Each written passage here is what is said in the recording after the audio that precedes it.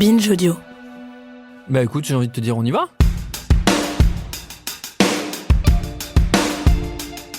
Salut, c'est Thomas Rozek. Le Pacs, le mariage pour tous. À chaque fois, la droite politique, même la moins conservatrice, s'est battue violemment contre ces textes de loi marquant pourtant une avancée sociétale majeure.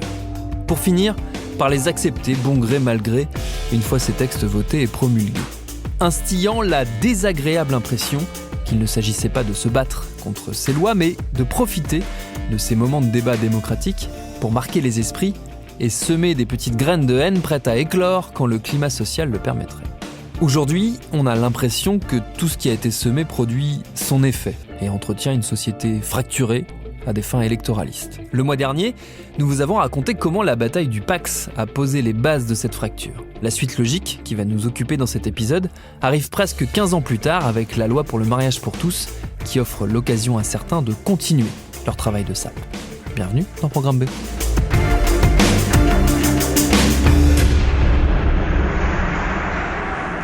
Monsieur le Président, Monsieur le Premier ministre, Mesdames, Messieurs les ministres, Mesdames, Messieurs les députés, je dois avouer que je suis submergée par l'émotion. C'est une des scènes les plus emblématiques de ce moment politique. Une de celles qui restent gravées dans les mémoires. Quand Christiane Taubira prend la parole devant l'Assemblée nationale, ce 23 avril 2013, elle est visiblement submergée par l'émotion. La ministre de la Justice vient mettre fin à 6 mois de bataille politique acharnée en faisant voter définitivement le texte de loi permettant le mariage pour tous. Il faut l'écouter pour saisir l'émotion du moment. C'est donc incontestablement un texte généreux que vous avez voté aujourd'hui et nous vous en savons définitivement gré. Nous savons aussi qu'il faut parler à celles et ceux qui ont été blessés ces jours derniers par des mots, par des gestes, par des actes. Leur dire qu'ils sont pleinement de cette société et que nous savons que la responsabilité de la puissance publique, c'est de lutter contre les discriminations. C'est une exigence du pacte républicain. Et lutter contre les discriminations, c'est évidemment ouvrir à tous les citoyens les dispositifs de droit commun ainsi que les plus belles institutions de la République. Nous voulons dire en particulier aux adolescentes, aux adolescents de ce pays qui ont été blessés, qui ont été désemparés ces derniers jours, qui ont été dans un désarroi profond, immense, qui ont découvert une société où une sublimation des égoïsmes permettait à certains de protester bruyamment contre les droits des autres. Nous voulons leur dire simplement qu'ils sont dans leur singularité et dans leur place dans la société, que nous les reconnaissons dans leur place dans la société, avec leur mystère, avec leurs talents, avec leurs défauts, leurs qualités, leurs fragilités, que c'est ça la singularité de chacun d'entre nous, indépendamment même de toute question sexuelle. Chacun d'entre nous est singulier et c'est la force de la société. Et c'est même la condition de la société, c'est la condition de la relation dans la société. Alors nous leur disons, si vous êtes pris de désespérance, balayez tout cela. Ce sont des paroles qui vont s'envoler, restez avec nous et gardez la tête haute. Vous n'avez rien à vous reprocher. Nous le disons haut et clair, à voix puissante. Parce que, comme disait Nietzsche, les vérités tuent, celles que l'on tait deviennent vénéneuses. Merci à vous tous.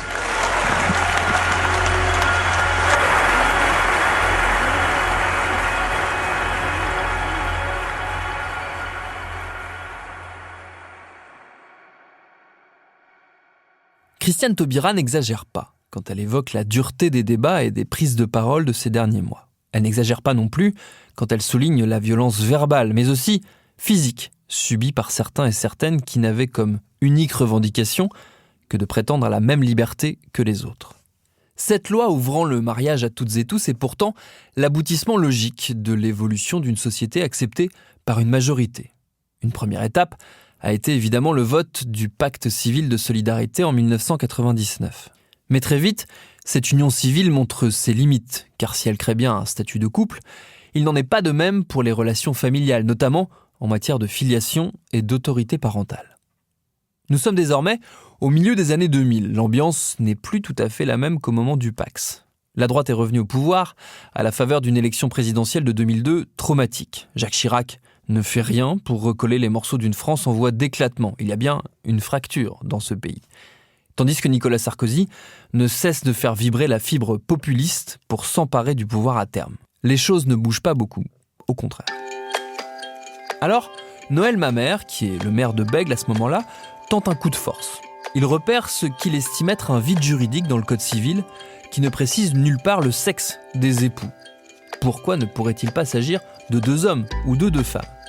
Et je considère que c'est une forme d'archaïsme et c'est encore un tabou que d'interdire à des personnes du même sexe qui s'aiment et qui ont envie de se marier de pouvoir le faire. Il n'a pas besoin de chercher des candidats, ce sont eux qui se présentent à lui. Ils s'appellent Bertrand Charpentier et Stéphane Chapin. Ils ont entendu l'engagement de Noël Mamère à célébrer un mariage homosexuel. Ils ne sont pas militants, pas engagés, ils s'aiment, c'est tout. Alors ils se sont dit pourquoi pas nous ? Et c'est comme ça que tout commence. Quand Noël Mamère annonce son intention de célébrer ce mariage homosexuel, et donc de braver la loi, il sait que la réaction sera immédiate. Et il n'a pas tort. Tout le monde lui tombe dessus, même ses propres parents, mais aussi ses amis, enfin ses collègues du même camp politique que lui. Vous vous souvenez notamment de ceux qui avaient défendu le Pacs en se bouchant le nez, on en parlait le mois dernier. Prenons le temps de rappeler certaines sorties de l'époque. À droite, François Baroin estime que la décision de Noël Mamère est, je cite, « irresponsable et intolérable ». Un député UMP demande déjà une sanction pénale. Ségolène Royal parle d'une initiative un peu paillette et François Hollande accuse l'élu écolo d'être dans le coup médiatique. Peu importe, l'intéressé sait qu'il marque des points politiquement et qu'il ouvre un débat qui aboutira un jour ou l'autre. Peut-être pas maintenant, mais un jour c'est sûr. Première victoire, ce débat force le PS à prendre position officiellement en faveur du mariage homosexuel. Dans l'actualité de ce samedi, après une semaine de remous médiatiques et politiques, Noël Mamère a finalement uni Stéphane et Bertrand. Des manifestants, adversaires et partisans du mariage homosexuel et des dizaines de journalistes étaient massés devant la mairie.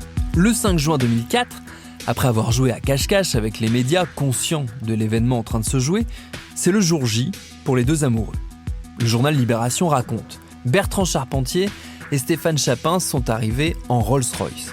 L'un en redingote ivoire et jabot brodé de rose, l'autre en costume gris à fines rayures. Il y avait un vin d'honneur, des grains de riz roses.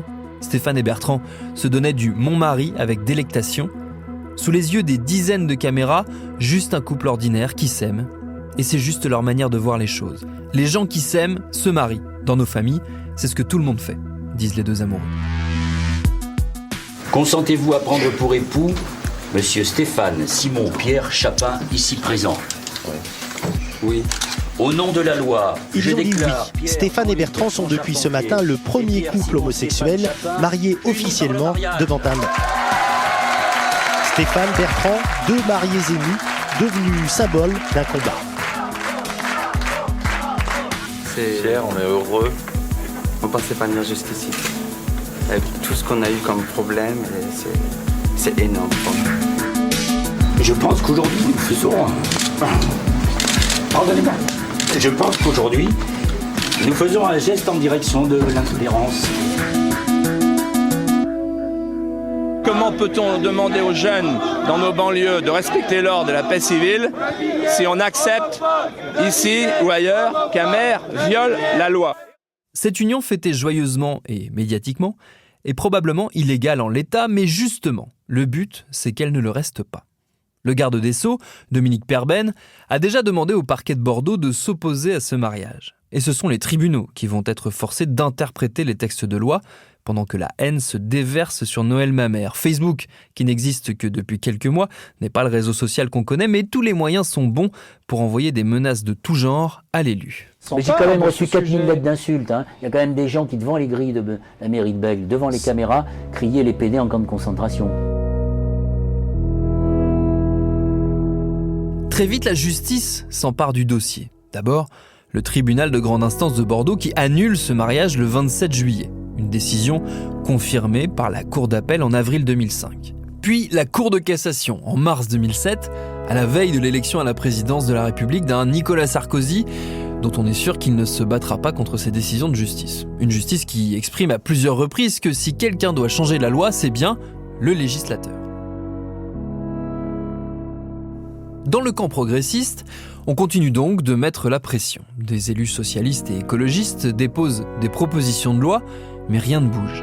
Hélène Mandroux, la maire PS de Montpellier, lance un appel des maires en faveur du mariage des couples de même sexe et de l'adoption homoparentale. Elle est suivie par de nombreux élus. La pression est là et en 2012, le candidat François Hollande s'engage à ouvrir le mariage aux couples de même sexe. Et c'est aussi au nom des principes d'égalité et de liberté que je reprends la proposition de faire droit pour tous au mariage et de donner là une nouvelle illustration des progrès de notre société. Quelques mois plus tard, il est devenu président, il tient parole, et cette loi sera un des grands temps forts de son quinquennat. Et quand on dit temps fort, c'est que ça va faire beaucoup de bruit. En effet, certaines mentalités n'ont pas évolué depuis le Pacs, bien au contraire. Et beaucoup n'attendent qu'une occasion pour reprendre l'affrontement idéologique amorcé à la fin des années 90. Même si les débats parlementaires traînent moins que pour le Pacs, les socialistes ont probablement retenu la leçon, la contestation en a profité pour monter d'un cran, dans les débats et dans les rues. D'autant que le texte est porté par celle qui doit être une des personnalités les plus détestées à droite, Christiane Taubira. La ministre de la Justice ouvre le bal en présentant le projet de loi le 7 novembre, et la commission des lois de l'Assemblée nationale se met à plancher aussitôt sur ce texte qui, en résumé, ouvre aux personnes de même sexe la liberté de se marier et le droit d'adopter qui en découle. Il ne faut pas attendre 10 jours pour voir les premiers défilés hostiles dans les grandes villes françaises et on assiste déjà à des affrontements violents. Le 13 janvier 2013, les débats parlementaires n'ont même pas encore commencé qu'une grande manifestation nationale se tient à Paris. Je ne pensais pas du tout avoir un jour à manifester. Je ne pensais pas que notre société allait évoluer dans ce sens. On joue avec le feu, c'est de la dynamite.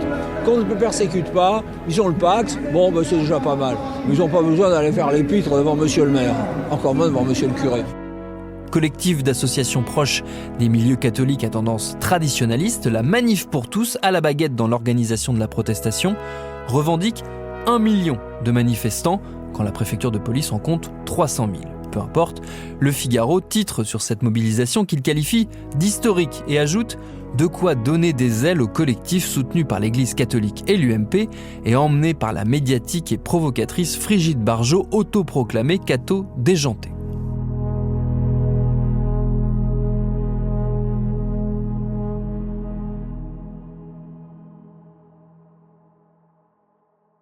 Là aussi, quelques leçons ont été retenues. Les débordements, notamment homophobes lors des manifs anti-Pacs, avaient marqué les esprits et rebuté une partie de la population. Alors pour cette fois, les organisateurs font passer le message, pas d'insultes, pas de débordements, on veut des cortèges bon enfant. Mais bon, chasser le naturel, il revient au galop puisque c'est le propre porte-parole de la Manif pour tous qui ne peut pas s'empêcher de verser dans la comparaison douteuse. C'est une logique choquante et homophobe de la part de ce gouvernement, c'est de dire que tous les homosexuels n'ont pour seul instinct sexuel leur orientation sexuelle. C'est la ligne qui était défendue par un homme que l'Allemagne a bien connu à partir de 1933 et c'est la ligne que défend aujourd'hui François Hollande. C'est dans cette ambiance que les députés commencent l'examen du texte. Nous sommes le 29 janvier 2013. Au même moment, des opposants au mariage pour tous déploient des banderoles sur 170 ponts de Paris et de sa banlieue. On vous passe les slogans, les organisateurs vendent une opération de liberté de conscience. Il s'agit surtout de faire pression sur les parlementaires. Et la pression, ils l'ont. Pas moins de 5000 amendements les attendent, un record en matière d'obstruction parlementaire. Peut-être pas un record dont il faut se vanter, mais un record quand même. C'est Christiane Taubira qui ouvre les hostilités, une expression qui colle parfaitement à ce moment. La garde des Sceaux s'interroge. Qu'est-ce que le mariage homosexuel va enlever aux couples hétérosexuels ? Rien, lui répondent les bancs de la majorité. Alors s'il n'enlève rien, continue la ministre de la Justice, nous allons oser poser des mots sur des sentiments et sur des comportements. Et d'asséner sous les applaudissements de ses collègues « Nous sommes fiers de ce que nous faisons. Nous sommes fiers de ce que nous faisons. » En face, la stratégie est donc à l'obstruction. Les députés de droite, raccord avec les éléments de langage de la Manif pour tous, demandent un référendum sur cette question, persuadés que l'opinion publique leur sera plus favorable que l'hémicycle. Enfin, il s'agit de faire croire qu'une autre issue est possible et que le peuple est fondamentalement en opposition avec ses représentants, ce qui n'est pas le cas, au moins sur cette question.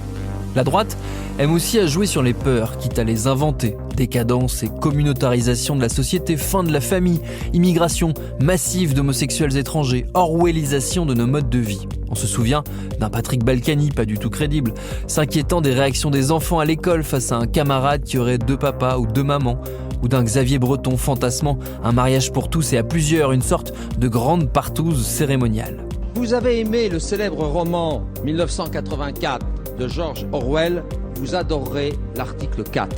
Quand on lit cet article 4, c'est formidable. Quand un petit bout de chou de 4 ans, non, s'il vous plaît, dira « Ah ben non, moi j'ai pas de maman » ou « Moi j'ai pas de papa, j'ai 2 papas, j'ai 2 mamans ».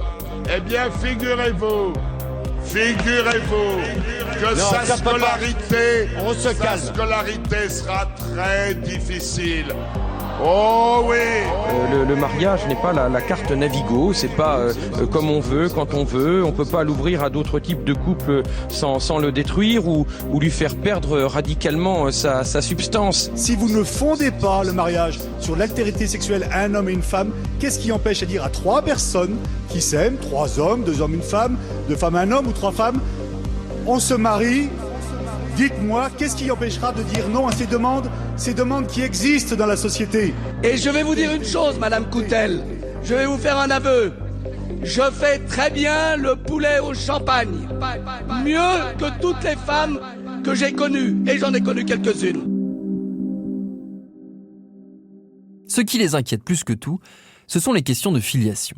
Ils voient dans ce texte un prélude à la procréation médicalement assistée et à la gestation pour autrui, synonyme pour eux d'un changement de civilisation qui changerait le rapport de l'homme à la nature.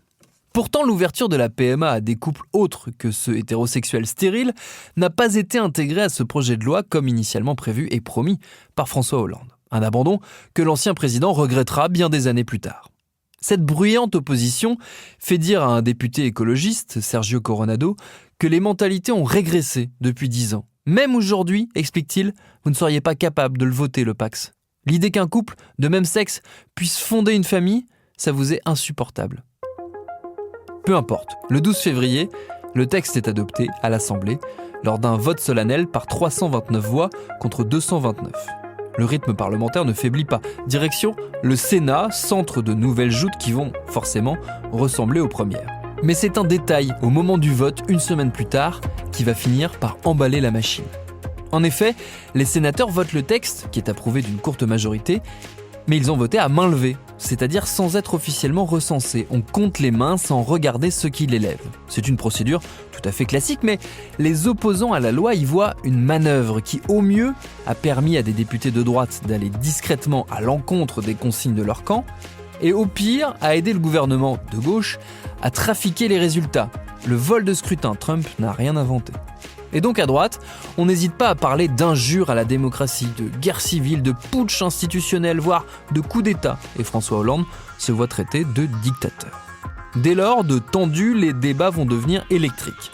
Car ce sont les mêmes qui à la fois jettent de l'huile sur le feu et prédisent une guerre civile dont ils attisent les braises. Hollande veut du sang, il en aura, promet Brigitte Bardot. Elle finit par retirer ses propos et appeler au calme, mais le mal est fait.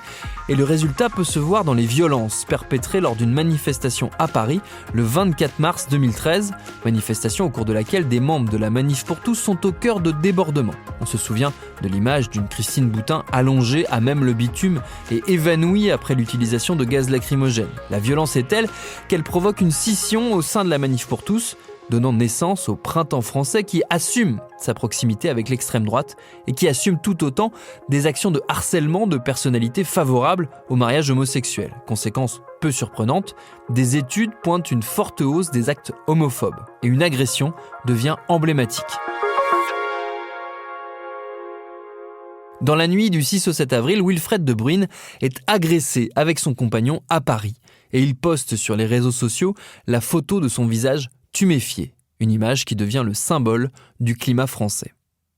Quand le texte revient mi-avril en deuxième lecture à l'Assemblée nationale, plus tôt que prévu, il n'en faut pas plus pour que l'opposition y voit encore une manœuvre. Il est vrai que le gouvernement veut en finir au plus vite. Déjà délétère, l'ambiance ne fait qu'empirer. Des élus reçoivent des menaces de mort.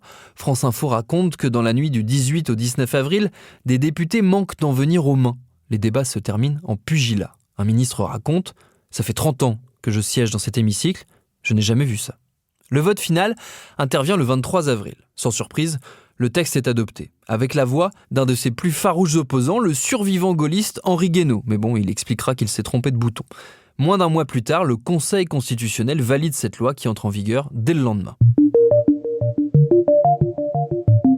Et le 29 mai, le premier mariage homosexuel est célébré à Montpellier comme un hommage à l'appel des maires lancé dès 2009 dans cette ville. Vincent et Bruno sont les premiers époux du mariage pour tous. Tous les deux veulent parler d'amour en mettant leur visage sur un texte de loi qu'il faut incarner après tant de haine.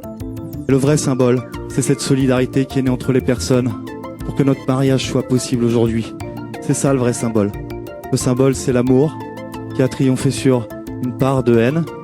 Et je crois qu'il n'y a rien de plus beau que l'amour. Voilà, il faut s'aimer dans notre société. Elle est suffisamment difficile. Alors je vous en supplie, aimez-vous, aimez-nous, aimons-nous, parce que c'est important. Alors est-ce que c'est la fin de l'histoire, comme pour le Pacs, une fois la loi entérinée ? Pas tout à fait. Henri Guénaud promet de lutter indéfiniment contre elle. D'autres assurent que la droite reviendra dessus une fois au pouvoir. Mais surtout, il reste un dernier écueil très concret, les maires. Enfin, certains maires de droite qui invoquent leur liberté de conscience pour ne pas marier des couples de même sexe. Il faut dire qu'au début des débats, François Hollande avait promis que ce serait possible. Le problème, ce n'est pas très légal. Un collectif des maires pour l'enfance saisit d'ailleurs le Conseil constitutionnel pour trancher cette question et sans surprise, les sages estiment que les mairies, au nom de la neutralité du service public, ne peuvent pas se soustraire à l'accomplissement des attributions qui leur sont confiées par la loi pour la célébration du mariage. Droit 1, idéologie 0. Si le mariage pour tous est entré dans les mœurs et s'il apparaît impensable qu'un gouvernement puisse revenir dessus, la manière dont les débats ont été instrumentalisés a laissé des fractures importantes dans la société française, que nous continuons de payer d'ailleurs. Certaines auxquelles on ne pense pas forcément. Il y a quelques mois, le journal Le Monde publiait une enquête auprès des jeunes enfants amenés par leur famille à défiler avec la Manif pour tous en 2013. Les récits sont terrifiants. Marie, par exemple, je cite. Plusieurs personnes criaient des insultes homophobes. J'avais mal au crâne. Ma mère nous avait bien mis devant. Elle portait ma petite sœur pour qu'elle crie haut et fort. Il fallait qu'on affiche notre famille. Moi, je ne voulais pas insulter les gens. Beaucoup racontent leur traumatisme, leur souffrance des années plus tard, surtout chez celles et ceux qui ont découvert une sexualité allant à l'encontre des valeurs défendues corps et âme par leurs parents. On laissera le mot de la fin à Jean. Mes parents ont divorcé en 2013 et aujourd'hui j'ai peu de contact avec mon père qui était violent.